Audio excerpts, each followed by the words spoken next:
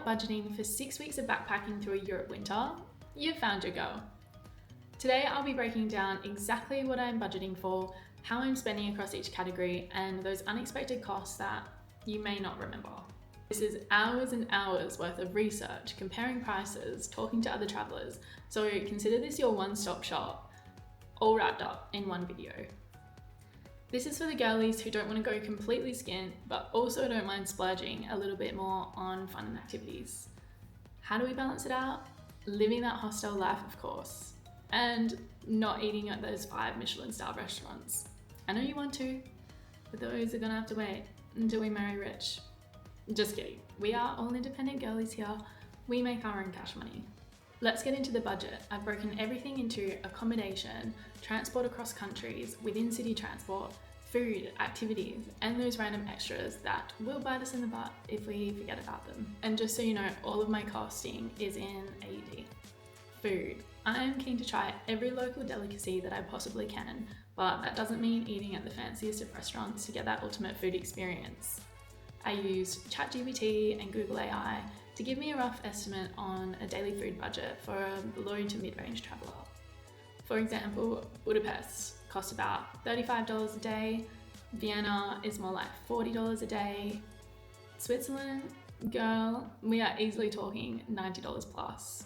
Some days you'll eat at local markets or bakeries for cheap, and other days you'll just want to sit down at a restaurant and splurge a little. And that's where your buffer will come in handy. A hot tip, filter for hostels that offer a free breakfast, because this will save you about maybe $10 to $15 a day. So my overall food budget came to $60 a day, so that's a total of $2,760. Now for transport. For those of you who don't know what a Eurail pass is, it's a pass for the train network that runs all across Europe.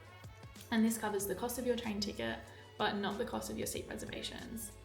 And seat reservations are usually quite cheap, and some routes actually don't even require payment for them at all.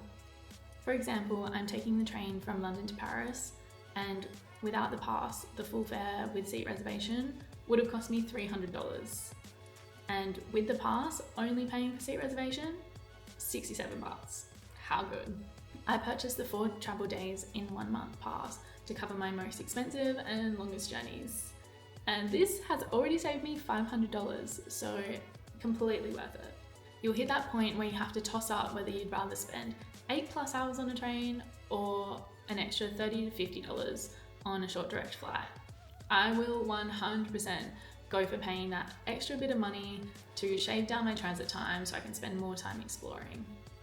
Although, if you're on a tight budget, then those long buses and trains will save you those dollars. Trying to save on flights? Avoid checking in bags. This can double the price of a cheap plane ticket. I'm doing 6 weeks carry-on only. And for all you girlies that can't sacrifice that 7-step skincare routine, makeup, hair tools, outfit choices, then girl, check in that suitcase. Live your best life. I would if I could. If your itinerary is planned out to a T, then book transport early. Transport prices only go up the closer you get. And some companies will offer full or partial refunds depending on how early you cancel, so don't be afraid to commit. For flights and trains to travel between countries, I estimated that it would cost roughly $1,300 to $1,600 in total. Metros, trains, buses, trams, Ubers, taxis, all add up so quickly, and some cities actually offer really great transport passes, so depending on how long you're staying, these could be worth considering. I've budgeted $30 a day, knowing that some days I'll be walking everywhere and some days I'll be catching the metro up to 6 times. So this totals to $1,380.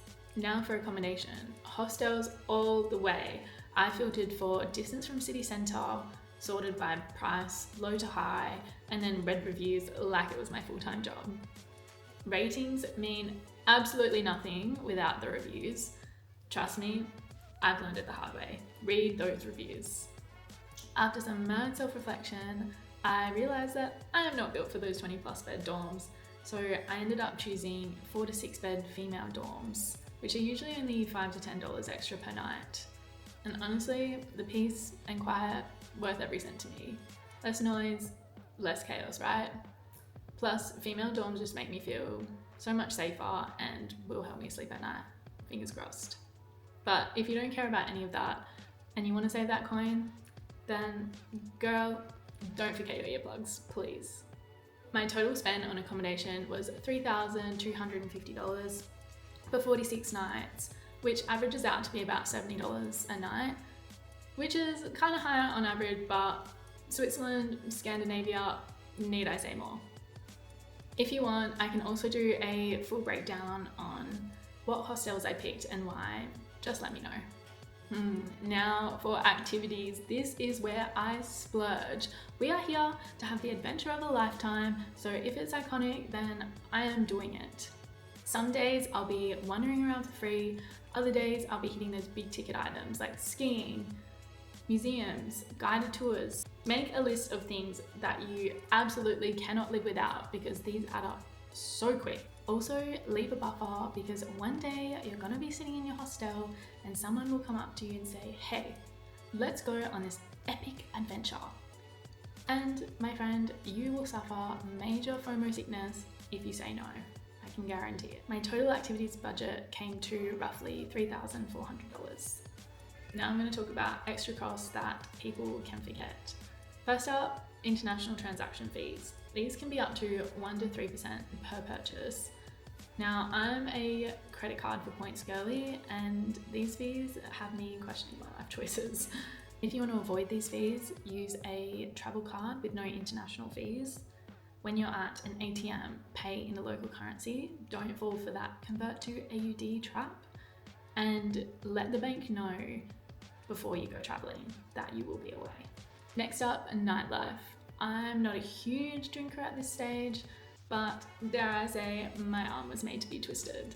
So budget for those pub nights, club entries, bar crawls. If you're someone who needs a daily drink, most girlies drink coffee. I, on the other hand, have a hot chocolate addiction, so that will be my emotional support beverage for the entire trip. So budget for a drink that you cannot live without. Snacks. Supermarket pack of snacks, one-off snacks, every time hunger strikes. Get those supermarket snacks. Other little costs that add up. SIM cards, laundry, public toilets, city taxes, luggage storage, travel insurance excess. All things to think about. And lastly, an emergency fund. Always have about $300 to $500 tucked away just in case your plans change. All up, my final budget for a 6-week Euro winter trip is $14,000, and that includes a $500 emergency fund that I am praying that I don't have to use. Here is the final breakdown of costs. Remember, this is my version of comfortable backpacking. You can definitely do Europe winter cheaper or bougier than this. I will do a full post-trip breakdown on how well I stuck to my budget. Catch you later. Bye.